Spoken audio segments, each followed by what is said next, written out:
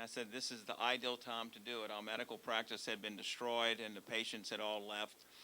And so I got to the chapter, I had a chapter on communication and a chapter on expanding your horizons. And I said that leaders can benefit from learning about other peoples, other cultures, and certainly you should read poetry and you should do reading of persuasive arguments. And I ran across Justice Jackson's closing argument at Nuremberg. And I was so impressed that I used that as my example. In fact, I had the entire closing argument in the book. And the editor said that this is a general read book and it sounds like you're writing this for lawyers. And I said, no, you're missing the point. And I lost the argument, but I kept the conclusion and I kept the reference in the notes section of the book. To me, that closing argument represented a persuasive presentation of presenting complex facts in a logical fashion that could only lead to one conclusion. It was easy to understand, and there was no way you could escape. And he even used poetry from Shakespeare to make the final point. And so that's what impressed me about that. And of course, that's what led me to the Jackson Center through you and Nancy Kyla, and we're very grateful. I will say that in writing about leadership, and Justice Jackson certainly is a wonderful example of a leader, and I am privileged to be on the stage with these leaders and to be here with all of you. But I want to just give you an example of one of the definitions is the definition of grace under pressure. And at the cocktail party tonight, I was given a glass of wine. And in my manner of talking with my hands frequently, I immediately dispersed the wine all over David. And David remained quite cool under pressure. And he said not to worry, even though I'd completely messed up his clothes. And he said, it's not a problem at all. And I just want to tell you how graceful he was under pressure. I was embarrassed for David. The other thing, of course, that I learned with the discussion of the doctor's trial is that we have had ethical pronouncement from many sources for thousands of years. One of which, of course, is the Hippocratic Oath. And it says, do no harm. That's one of the many points in there. Protect your patient. Look out for the patient's interests. And yet, what happened in the Nazi regime happened even though we had that.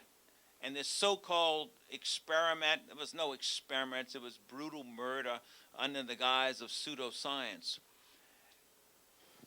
And as a result of that trial in the Nuremberg Code, it gave the foundation, and it was the start of enunciating principles for real experiments. So people who are volunteering, and the point that you must be a true volunteer, and you can remove yourself from the trial at any time. No coercion, no harassment.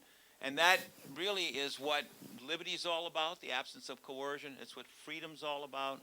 It's what wonderful people like the people I'm seated with here, what they have done to bring criminals to justice and to make the point that we must remain free and people must be free of tyranny at all times. And from that came the World Medical Association with representatives from the United States.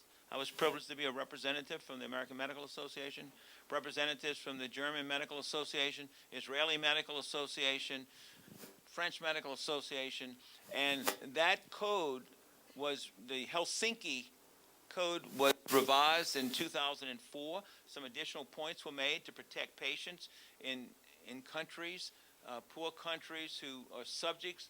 They volunteer, but to make sure that whatever good comes out of the experiment, they have the opportunity to use that and have access to that.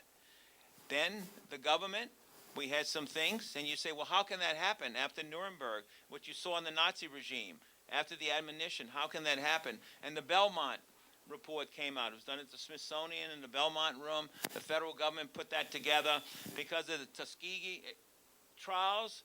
People, mainly black men who had syphilis, and penicillin was discovered, and yet they didn't give them any penicillin. They continued to observe them.